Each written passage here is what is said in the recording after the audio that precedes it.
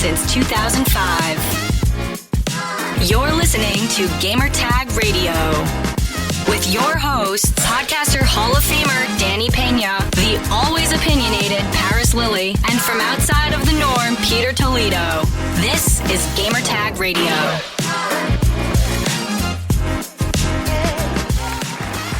Hi, welcome to Gamertag Radio, episode 1186. This is your host, Danny Pena, and also joining me for this special episode is Parris Lilly. What's up, Parris? Hey, what's going on, man?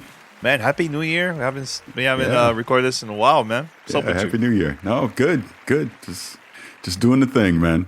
All right, cool, man. P is going to be joining us next week, but we have a couple of great topics that we're going to be talking about here on Gamertag Radio. But first, head over to gamertagradio.com. Listen to our past episodes. Also, you can find us on any podcast app.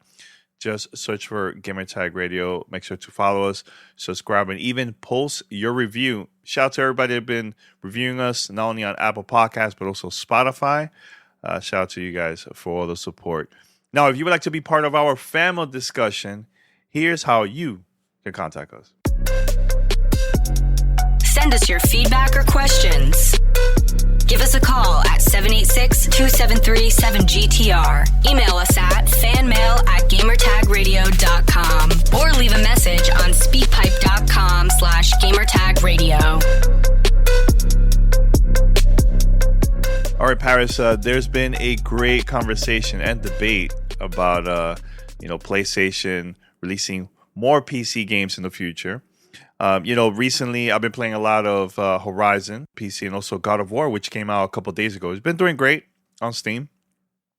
And I know we talked about this behind the scenes. People are either all for it, releasing games for the PC, but a lot of people are like saying, no, we don't want this. Got to keep PlayStation releasing games only for the console, and that's it. Your thoughts, man, because this has been a great conversation. Even Forbes did an article about this. Before I even get into the PlayStation thing, because, we're doing this live on Twitch, and I just immediately see this comment, put Bethesda games on PlayStation gives people more options. That's not going to happen because it's an Xbox game now. Let's be realistic about this stuff. So, no, you're not going to get Bethesda games on PlayStation unless they're legacy games. We've talked this to death in 2021, so let's just move on from that. But, So again, shout out to PlayStation because they sent us review copies of God of War on PC, and I know you and Tony did the review here on GTR already. But I got to play it myself. Phenomenal port over the PC for God of War. Just plays fantastic. Obviously, it's one of the best games ever made. People already know that. So it's great to see the high reviews for that on PC and to see people getting more engaged with it and get excited about God of War again, which has kind of sparked this conversation that's been happening this week about PlayStation and them bringing their titles over the PC. And this is just my personal opinion. This will inevitably lead to them bringing their games to PC day one. And kind of my thought on it has been, why not? Why not? I've seen the arguments on both sides. I understand people are saying, well, they're doing it now where they bring older games there to get people excited about, when some of their newer games are coming to PlayStation 5, and maybe that'll get people to go out and buy the new hardware and buy a PlayStation 5 and go play like Horizon Forbidden West Forbidden West as an example, coming, Horizon Zero Dawn is on PC right now. Maybe a PC gamer will play Horizon Zero Dawn, fall in love with the franchise. Oh, the new one's coming out on PlayStation 5. I'll go buy a PlayStation 5 and I'll continue to play it there. That's kind of the philosophy that people are thinking, and it makes a lot of sense. I'm not saying short term, absolutely, that's probably what they're going to do. I'm looking at this more long term, where eventually it doesn't matter that you're buying the console, because as we just saw with Xbox over this past year, even though all their games are day and date on PC, they just had record sales for console. They can't make enough of them, right? People are still buying Xbox consoles. The same is going to apply, if not more, to PlayStation, because the typical PC gamer like myself and you now, Danny, we're spending a lot of money to build these PC rigs and play on PC. So practically, your cheapest, your value is still going to be able to get a console. So who is it going to harm to put a PlayStation game on PC day one. You're literally catering into a different audience at that point. You're getting someone that was not interested in getting a console, that wanted to go build a PC. They're going to go play it there. Or you have people like ourselves. We got all the consoles. We got a PC as well. Then you just decide where you want to play. You want to play it on the console? Great. You want to play it on the PC? Great. But at the end of the day, PlayStation is still getting that software sale, because that's where you make all your revenue, is with software sales. So I don't understand who this is going to harm if all of a sudden PlayStation games, their exclusive titles, start going day and date to PC. It's a choice. It doesn't matter. It is not going to affect you if you play on console if someone gets to play the same game on PC. So that's just kind of where I am with it. I'm curious what you think about it, but I just think this is a good thing overall, because in my opinion, it's eventually going to happen. Mm-hmm. Besides the business side, I think as a fan of just gaming overall, you and a lot of people want others to try out Horizon or games like God of War for the first time, right? Mm-hmm. And having that option for these games available on PC, that's going to open the doors for more people to discover all these great PlayStation games. Like, how's that a bad thing? I just don't see it. I don't see anything bad about that. Even with Xbox, I know the company started doing this years ago, releasing games on the PC, and even having that cross play, cross saves. And actually, I was talking to a friend of mine the other day. Do you remember which one was your first cross platform and cross play game? Because I could tell you right now which one it is for you. Because I know it was for me. It was the same one. We both played the same game. No, tell me, because I have no idea. Shadowrun. Shadowrun. It's funny you say that, because I was thinking that in the back of my head. I go, Shadowrun, but yeah, it was Shadowrun. Yeah, you're right. Yeah. That was the first game that you could play on an Xbox 360 and also PC, and that was like a dope experience, right? But I think that we're ahead of this time. Way ahead of this time. Way ahead. But yeah, now we get to see games like Fortnite started doing this too, and a bunch of other ones, and I think that's great, man.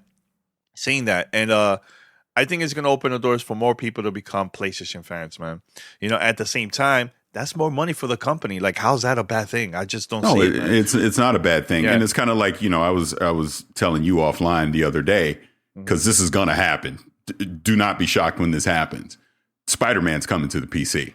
100%. Do you think 100%. It's this year? I think it's this year. I think you tie it in with Into the Spider-Verse movie. You put it out in October when that comes out. You put out Spider-Man Remastered, or whatever they're going to call it. Maybe even put out Miles Morales at the same time. But you put it on PC because Spider-Man is such a popular IP, and we're in this chip shortage right now, so it's going to be very hard to get a PlayStation 5. Why not? Why not put it on PC? Of course, you're just opening it up to more people to be able to experience, one of the best games that's ever been made. Right? Yeah. We already know that Uncharted collection is going to come to PC. It's inevitable that Horizon Forbidden West is going to come to PC. So at some point, you're going to start to just see them come day and date. I just think it's an inevitability. Why not? Because it's not about the heart. You make your money on software sales. You're not making your money on hardware sales. And honestly, we're gamers. Why do we care what the business model is? We just care about playing great games, right? Mm-hmm. So why not expose these great games to more people, like you said? That's how I look at it. So to sit here and argue on social media about business revenue and blah, blah, blah, blah, blah, why do you care? It should not matter to you. If you were able to play God of War on PlayStation 4 or PlayStation 5, why do you care if someone gets to play it on PC? That's kind of my thing. As a gamer, should not matter to you. So I always find the mental gymnastics of trying to justify why PlayStation shouldn't put their games on PC hilarious to me, because it doesn't affect you as a console gamer. Keep playing on the PlayStation if that's what you want to do. Have fun with your friends. That's what it's supposed to be about. Just because someone now gets to play that same game on a PC, that it's the end of the world now, that all of a sudden doesn't make PlayStation games great anymore. That doesn't mean they don't have a quote unquote exclusive titles. Of course they still do. I don't understand the logic when it comes to that. Just go play games where you want to go play them. Again, choice is a good thing. And basically what you're seeing PlayStation doing is what Xbox has already done. Console, PC, cloud. That's what's happening, because we know they're going to ramp up PlayStation Now. We're going to see more cloud streaming efforts from them too. So having a choice of where to play a game isn't a bad thing. It's a great thing. You should be excited about that. Yeah, for those who are listening, I have a question for you. For those who are kind of like against this, isn't the thing that you want is for PlayStation to be a successful company, right? Or any of your favorite companies, you want them to be successful, right? Having this option of games releasing on PC is going to help the business. It's going to help the community, especially, to grow even more, because now there's more people getting into PlayStation, right? Same thing with Xbox, right? Like, what is the excuse, Parris, that people have been saying that this is not great for business? Are they working for PlayStation? Are they getting paid, or like what? That's a hilarious thing to me. You're not getting a paycheck from PlayStation over that, so I don't understand. And I don't understand the outrage. Like, I'm even looking at the chat right now, and there's just this one person basically spamming nonsense. But to that point, it's like day and date games coming on PC does not ruin the PlayStation console experience. How? Why? You really think all of a sudden you're going to see a dip in hardware sales, console sales for PlayStation? Of course not, because not everyone wants to spend $2,000+ to build a PC. That is a niche, whatever you want to call it, market in that sense, that the majority of people that have already been catering to the record sales that PlayStation has had the past decade, they play it on console. They're not going to magically, well, you know what? I'm out. I'm never buying a PlayStation again. I'm going to go spend $3,000 and build a PC and play them there. And even if that was the case, PlayStation's still laughing to the bank, because guess what? More people are buying and playing those games. Yes. It's about the revenue from the software. And again, I will say, as a gamer, you shouldn't care about that. You should just care about getting great games, no matter where they are. Yeah. And perfect example, Parris last year, MLB, the show, came out for Xbox, right? The game became even more successful because of that. Exactly. You know? And there's developers that work at PlayStation Studios. They want their games to be available on PC too. So what is the bad thing about this? I just don't get it. I'm confused about this whole thing, Parris. Confused. No, Look, I am. I posted a picture once I got my PC, dude. I was like, hey, I'm excited. First time PC gamer, right? I took a picture of Horizon, just the screen, with my controller. I was playing with the Xbox controller, the game, right? And people were mad. Why are you playing that game using the Xbox controller? I'm like, dude, controller that I have right now to play. You know what I'm saying? Like, that's the part I just don't get. I'm not ruining your experience. I'm the one playing a fantastic game, by the way. How I'm ruining your experience by me playing a different controller that's not PlayStation, but I have available on the PC. This is a PlayStation game. What's wrong with that? There's absolutely nothing wrong with that. And that's what I'm saying. It's weird to me, the gatekeeping and the tribalism with that. If you want to play a game on PlayStation, go play a game on PlayStation. If that same game ends up on a PC, that does not affect you at all. I don't understand. They think the world's going to end. Xbox is already, if you literally look at what Xbox is doing, that's the model right there. I'm not saying that PlayStation has to copy it 100%, because of course not. And they're probably not going to do that. But it's not hurting Xbox. So why would it hurt PlayStation? I guess that's the point I'm trying to make. PlayStation will continue to make fantastic AAA games. Whether you play it on a PlayStation 5, PlayStation 4, on a PC, or you stream it over the cloud, it's still the same game, and it's still the same great game that you enjoy. So I don't understand why that matters if now all of a sudden you're taking that same game and you're exposing it to more people to play and enjoy. I don't understand the outrage over that. And we've literally been seeing the same silly argument since about 2019, when that first Horizon rumor happened and you saw people getting outraged. PlayStation will never do that. They'll never do it. Here we are in 2022. They're doing it. And you know what? It's funny. That video that you posted years ago. Yeah. I want this game on PC, and this one too, and this one too. You had and like they're all on PC. They're all on PC. That's so funny. I know. Yeah. But look, think about this, Parris. Days Gone. That game was only available on console.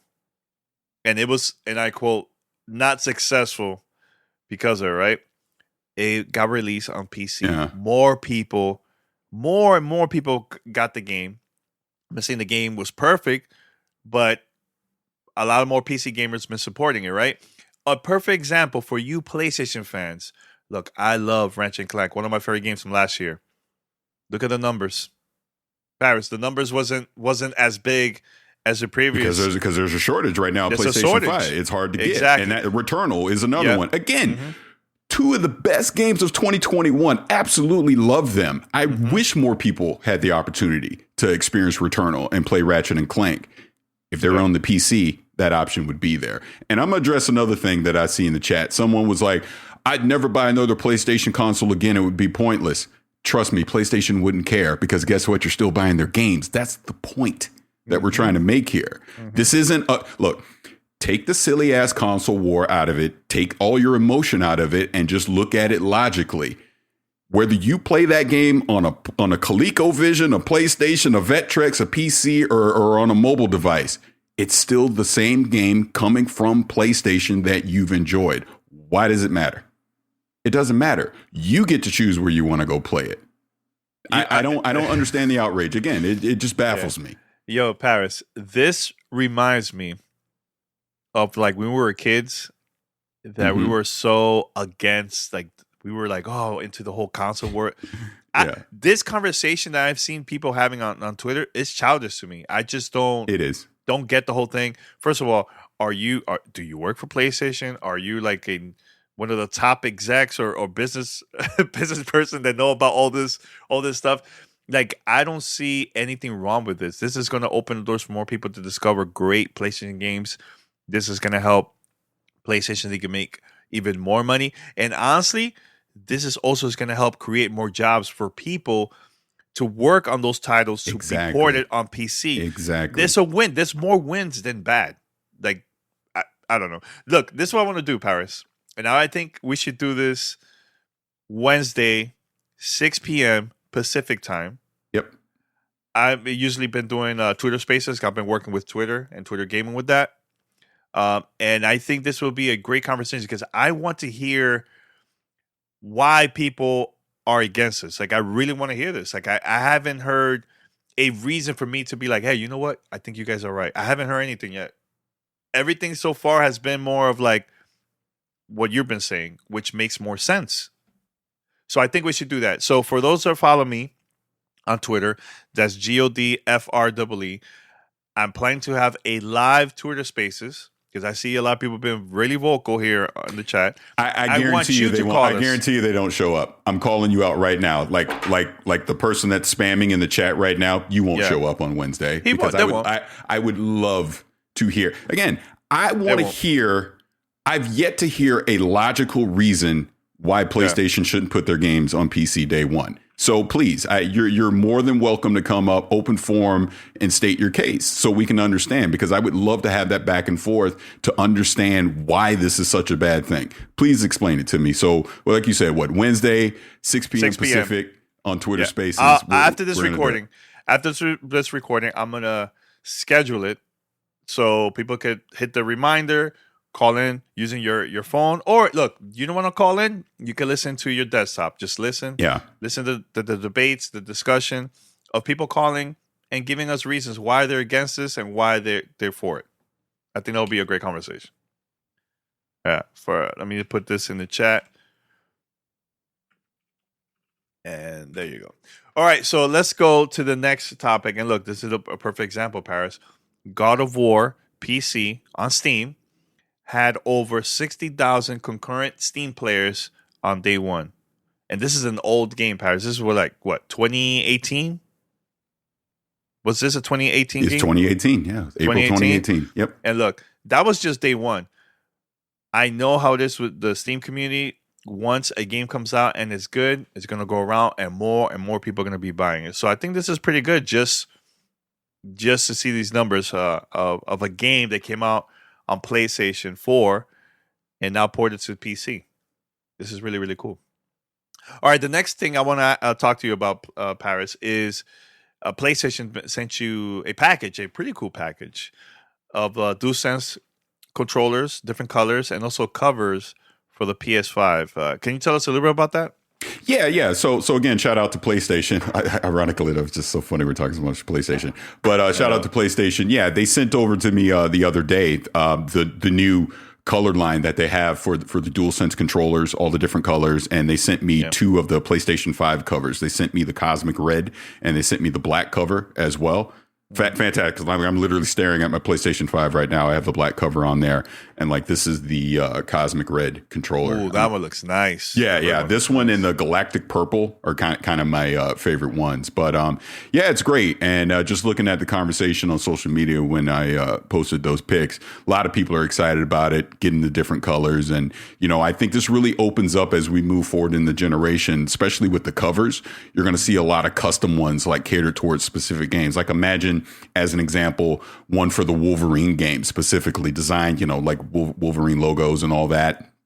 Or even like when the next Uncharted comes out, or even, coming up here right now with Horizon Forbidden West, or even Gran Turismo 7, it kind of opens the floodgates for them to be able to do like these custom covers where you don't have to buy like a full PlayStation 5 that's customized. You can literally just do the covers, and that just allows more people to be able, to have that, that custom look, to their hardware in the home. So it's great, man. I think it's fantastic. Again, really liking the colors that they have for the controllers, and I'm expecting to see more.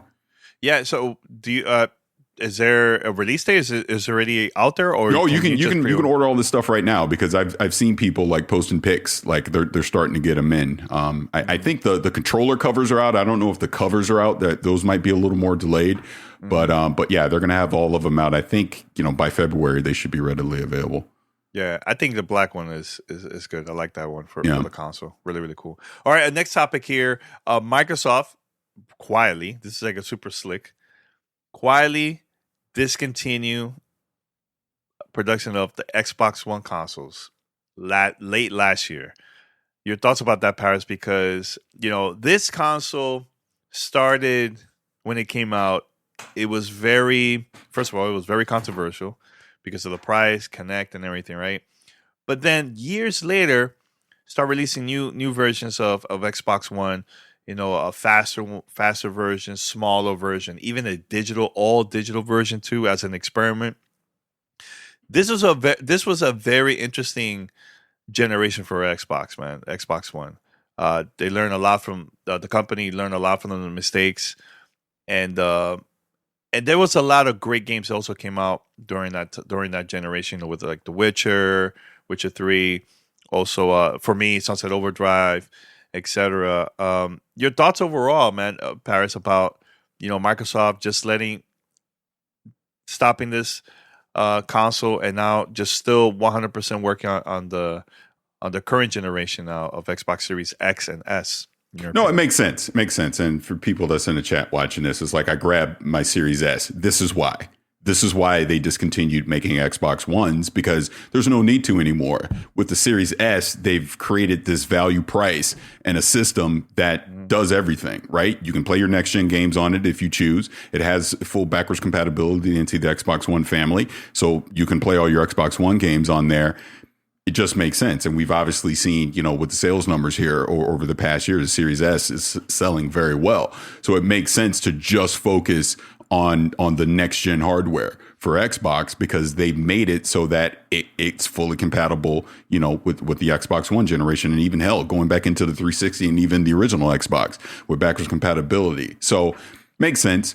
And eventually they're going to be able to lower the price on the Series S. Like, it wouldn't shock me when we get to next holiday, you see Series X probably like $250, right? They'll probably, have a price cut even at that point. So smarter of them to do it. And even people that still have an Xbox One, by them enabling cloud built into the console, you can play next gen games on your Xbox One, technically, right? I mean, it may not be 100% ideal, obviously, with latency or everything, but that option is there. So smart move by them.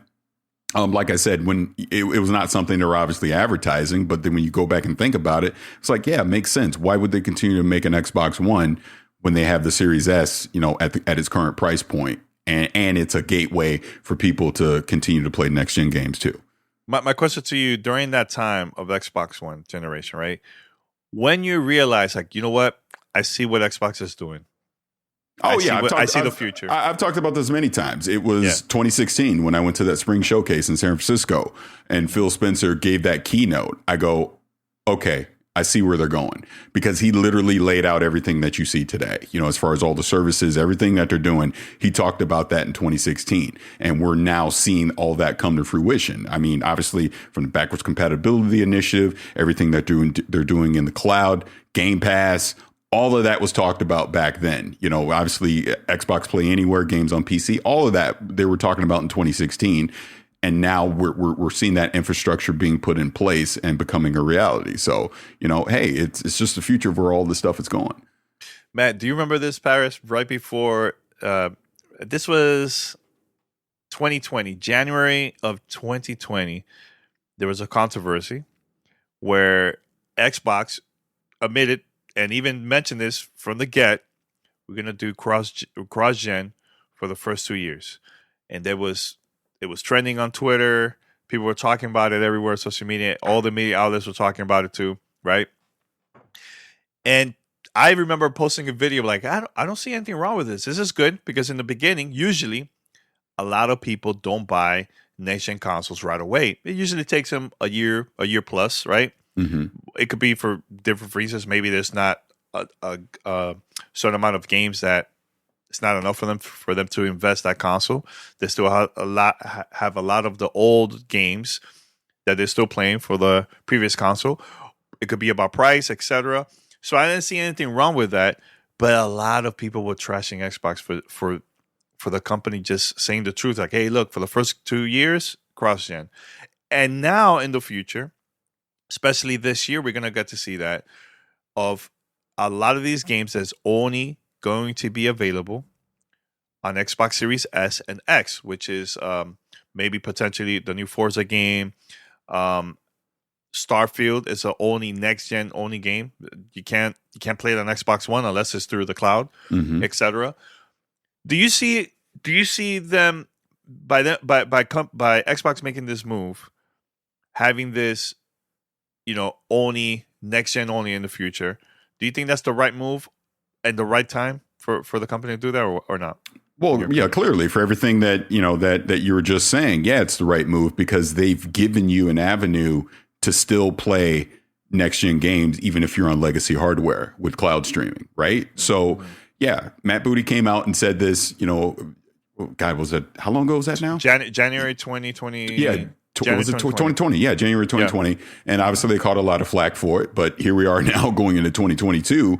And yeah, I mean, all their Microsoft Game Studio games that are coming out that we know of anyways are all next gen only. Redfall next gen only, Starfield next gen only. Knock on wood, if Forza Motorsport comes out this year, next gen only.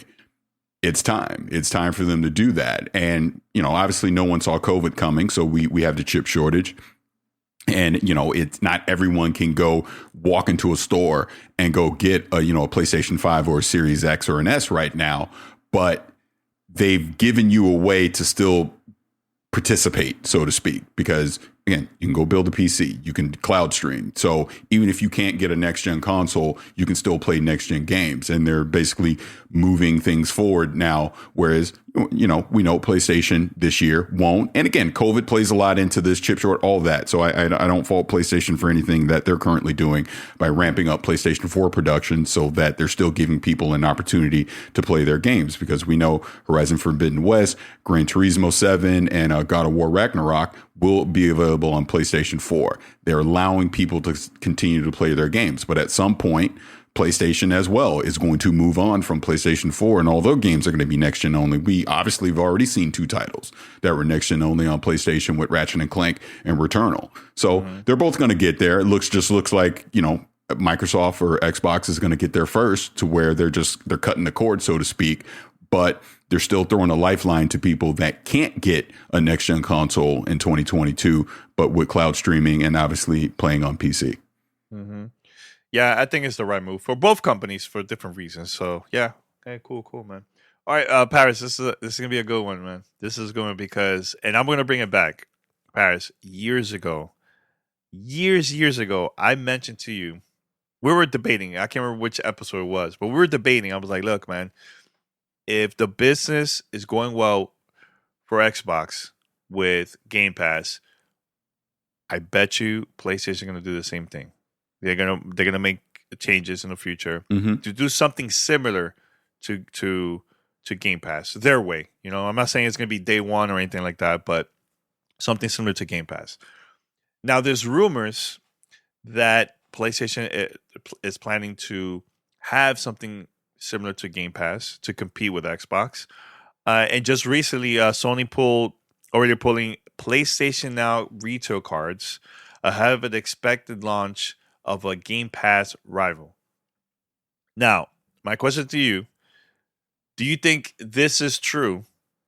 And what are your thoughts about this if PlayStation announces something similar to Game Pass in the future? Because it's 100% true. It's Spartacus. That's what they're doing. It's not going to be an exact copy and paste of what Game Pass is doing, but yeah, they're combining PlayStation Plus and PlayStation Now, and they're creating a subscription service, and we're going to start to see some PlayStation 5 games be a part of that subscription. Now, is that going to be day and date stuff? I don't know. We obviously still need to wait and see how that's going to work out. They're still going to have their legacy games are going to be a part of it as well. And they're going to move forward. It just makes sense. If you look at entertainment as a whole, the subscription model is where we are with a lot of our entertainment. Obviously, streaming services like Netflix, Disney Plus, and all that. Obviously, Xbox is now doing it, with Game Pass, music, Spotify, as an example. So it's inevitable that they're going to do it. I mean, if you think about it, even Nintendo, is going to dip their toe, at some point into this somehow, some way. They're already doing it a little bit. But the point remains, yeah, PlayStation's going to do it. It's smart business to do it. Why not? And like I said, they're probably not going to do the full-on Game Pass experience, but they're going to do something to where people feel like they're going to get value out of picking up that subscription. Probably, like I said, a combination of some games, and maybe they don't come day and date, but then maybe they may come a few months later. Couple that with PlayStation Now, with cloud streaming, bring in some of the legacy titles, things like that. Why not? I'm very curious to see what it's going to be. I'm very curious to see what the pricing models will look like, and I'm definitely interested in it. So excited to see what it's going to be. Yeah. Now, what are the chances of that same thing for PC? PlayStation model, same thing. Like, for example, console or PC, like similar to Game Pass. Yeah. I think that would be genius. Why not? Why not? I mean, that's the whole point that I'm saying. You're bringing games to multiple platforms. That's how you do it. That's bringing it all the way back to our original conversation at the top. If you think for 1 second that PlayStation is not going to expand beyond just the console, you're fooling yourself. Of course they are. They're already starting to do it. And that footprint's only going to continue to get bigger. It just makes sense. You make more money with software sales. So you bring the software to where the people are. And that's going to be the PC, and that's going to be the cloud. Yeah. Do you think Sony's going to announce this soon? Because there's been rumors that the next State of Play is coming up in a couple of weeks in February. Yeah, it seems like it. It seems like first half of this year it's going to get announced. I don't like whatever the hell E3 is going to be. I think this will be before then. This will be before June. So it'll be in the first half of the year. Yeah. You know what will be a wild announcement? Something where PlayStation will figure out a way now that you could play old PlayStation games, the whole library, on not only PlayStation 4, but also PlayStation 5. I think that would be insane. People will go nuts if that happens and hey, look, it's available on the service. You can sign up now. You have the option of streaming or download these games. Unless you're still part of the service, you can still download all these games. I think that would be genius if that happens. It's going to happen. Yeah, I think so. I think they're going to figure it out somehow. It's just, why not? It's good for gamers. So I do think they'll figure it out. And I know there was the Sony had a patent or something about backwards compatibility. So it sounds like they're ramping up to something.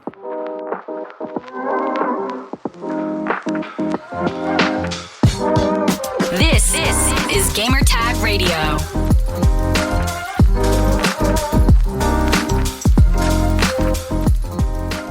This episode of GTR is brought to you by Surfshark VPN. Surfshark VPN is a browser extension or app-based VPN for all your devices, laptops, computers, tablets, and even smartphones can all be protected by Surfshark. It helps encrypt your data on the internet, protect your passwords, and by allowing you to change your virtual location, even helps you watch content in other countries like the original Office from the UK, or hey, if they had back in the 90s, I could watch Dragon Ball back in Japan. They even offer a feature called Clean Web that blocks annoying ads, trackers, and even malware, letting you surf the web safely. So if you prefer a safer, less annoying web experience, we recommend using the code GTR to get an insane 83% off plus an extra 3 months of service for free. On top of that, Surfshark is offering a 30-day, no-risk money-back guarantee. Let's think about that. They're pretty confident if they're going to give you a no-risk 30-day option. So jump on that. And all you have to do is head over to surfshark.deals/GTR in order to take advantage of this crazy offer. Start the year off safe and secure by going to surfshark.deals/GTR to get 83% off and 3 months of service for free. You're listening to Gamertag Radio.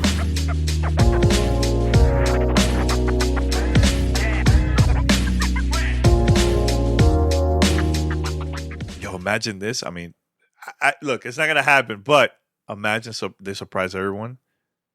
And they were like, Horizon Forbidden West, day one on the service. Oof. That's not going to happen, but just imagine something like that. I think that would be a great thing, man. More, because look, these games are expensive, man. Yeah, $70. Imagine buying those games every single month or every few times a year. Oh my God, it's a lot of money, man. A lot of money. So having something like this, having for the right price, I think Parris, $10 a month, $9.99. I think it sounds like, I know when Schreier initially was talking about Spartacus, it's going to have a tiered pricing model. So I don't think it's just going to be one price depending on what you get. So that's what I mean. It'll be interesting to see once it's official what they actually settle on and how that works out. Did he mention like what are the different tiers? What is it? I'd have to look it up now because it's all good. 'Cause I didn't know about that article. That's interesting. Cool. Very cool. I think that's genius if Sony managed to do that, man. And look, anybody that's listening to this, please send us voice message, email, or post in the chat your thoughts about all this. I think the gaming is changing, man. It has been changing now for like the past few years, man. And I think this is the right move for everyone, man. Especially for low income families that can't afford these games that's so expensive, $60, $70. Having something like this where people could just pay $10 a month and they have hundreds and hundreds of games available there, part of the service. I think it'll be great, man, for everyone, man. So you found the tiers or no? Yeah, and again, this is all just rumor stuff. It looks like it would be 3 tiers. The first tier would just be the current PlayStation Plus subscription model. Nothing would really change from that. The second one would bring in to where you would add a collection of PlayStation 4 and PlayStation 5 titles that you can play. Then there would be a third tier that would bring in PS1, PS2, PS3, and PSP games into it. But obviously, no one knows what the price is going to be yet. PSP games too? Oh man. Yeah. Oh man. Because look, there's no other way to play those games nowadays unless you have those consoles. That's the only way. Or if you have the old version of the PlayStation 3, which allowed you to play PS1 and PS2 games. You remember that, Parris? Yeah, yep. I remember. And I remember Sony removed that. Yeah, they did to cut costs. Because remember originally the 60 gig PlayStation 3 Fat was $600. Yeah, that was expensive. And then the 20 gig one was it 500? I think. I think it was 5. Was it 500? Or I think it was 5. I think it was something like that. But the point was they literally basically put a PlayStation 2 inside it. That's why. And then when they were starting to cut costs, they took that functionality out. Oh my God! Now this is gonna be the last topic here, Parris. But hey, look, this is just analysts. It's not saying that it's gonna happen. It's just a prediction. But analyst predicts Nintendo will skip Switch Pro for a new console in 2024. Does that make sense for Nintendo to just skip the Switch Pro? Yes. And release a new console that will be even 10 times better than what they have now. I think so. I think by the time you get to 2024, like they could get away with just doing Switch OLED and just that. Look, the Switch keeps selling like hotcakes, so there's not a need for them to put out a Switch Pro to boost sales or to do anything because the Switch is fine just as it is. So yeah, why not? Why not just go ahead and move on to the next thing at that point?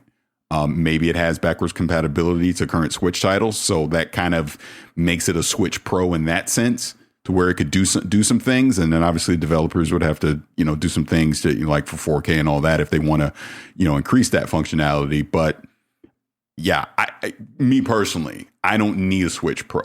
I would rather them the next thing, if like you said, if it's 2024, because when the Switch come out, 2017. I don't remember. I think it's 2017, right? I'm gonna look. Keep on talking. I'm gonna look. Yeah, so that's 7 years. So if we get to that point, that's 7 years. That's a typical console cycle. So yeah, at that point, just move on to the next thing. No point to dragging it out. March 3rd, 2017. Actually, it's going to be the 5th anniversary. Yeah, in a couple months. Yeah. Mm-hmm. A couple months. Yeah. That makes sense to me. That makes sense actually. Yeah. Yeah. I think that's the thing with Nintendo. Nintendo's always last of releasing products and services when you compare it to like Xbox and PlayStation. Mm-hmm. But here's the thing. Nintendo's not even competing with PlayStation and Xbox. They're doing like their own thing. The whole company's doing their own thing. Yeah. You know what I'm saying? And no matter what, it has a totally different audience too, man. There's people that just have Nintendo games and will not buy an Xbox or PlayStation game at all because they just love Nintendo games. Well, it's like we've always said, Nintendo is Nintendo. That's why it was just funny. There was, like I was telling you about the little social media thing earlier where someone was upset with me about the PlayStation stuff and go, well, why don't you bring up Nintendo? The reality of it is, why would you bring up Nintendo? We know damn well Nintendo is Nintendo. They ain't putting nothing on PC. They cater their games around their own unique hardware. It's like you have to take them out of the conversation when it comes to stuff like that, because we know the reality is they're not going to do it. They're going to keep doing what they do because they're successful with it. Why would they change? And then that's why I just think there's no need, especially now with chip shortages and all this stuff, there's no need for them to put out a Switch Pro. The OLED is selling like hotcakes. The original Switch is still selling like hotcakes. They're just going to keep doing what they're going to do. They're going to put out Breath of the Wild 2 at the end of this year. That thing's going to sell like crazy. They'll put out Mario Kart 9. That thing's going to sell like crazy, on down the list, right? Because that's what Nintendo does. Yeah. Speaking about Mario Kart 9, Parris, my question to you, because supposedly there's a rumor that Nintendo's been working on the new Mario Kart. That's why I brought it up. With a new twist. Yeah. What's the new twist? Could it be Battle Royale? Could it be a Forza Horizon open world Mario Kart game? Like, what new twist it is? But that's the thing. That's Nintendo. Nintendo keeps you on their toes because when you think you know what it's going to be, they'll do something completely unorthodox out of the box that you're like, wow, I didn't even think of that. Wow, but that's Nintendo. They've always been that way. Yeah, I'm excited for the new Mario Kart. It's been so long since the Wii U, because technically the version that's out for Nintendo Switch, that's the Wii U version. It's just all the levels, and they added a couple new things there, and that's it. But yeah, I miss Mario Kart, and honestly, Mario Kart Double Dash for the GameCube was one of my favorite ones, man. That game was I remember that. Freaking classic. So good, so good. But when it comes to like a new twist, could it be a 99-player Mario Kart game? That will be pretty insane if they could pull that off. I don't know if they could pull that off, but just saying. We'll see. But please, anybody that's listening here, send you your predictions. What is the new twist of this new Mario Kart 9 game that's coming out in the future, man? But I know this year is Bayonetta. That's also another game that's coming out, Parris. I think Kirby's coming out too. I think in March, new Kirby game. They got stuff. They got some stuff there coming up for the Switch. Anything else, Parris? No, I think that's it, man. Okay, that's it. Well, good luck. Good luck to your team. They're playing today, and that's it.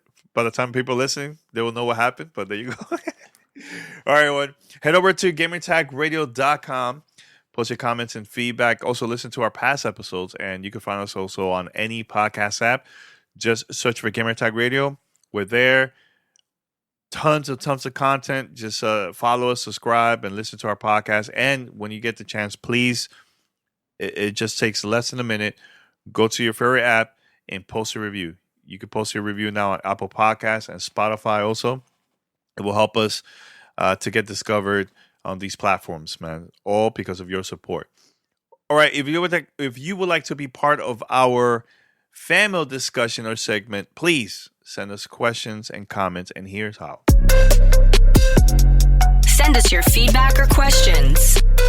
Give us a call at 786-273-7GTR. Email us at fanmail@gamertagradio.com or leave a message on speakpipe.com/gamertagradio.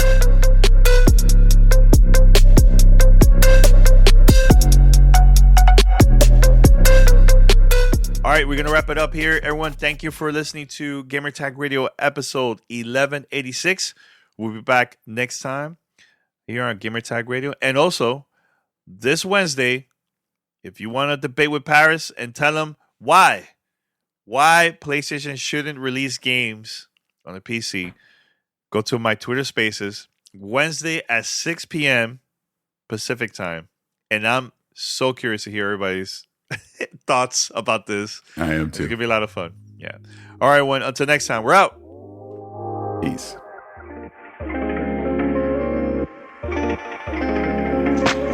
Thanks for listening to Gamertag Radio. Be sure to like us on Facebook and follow us on Twitter.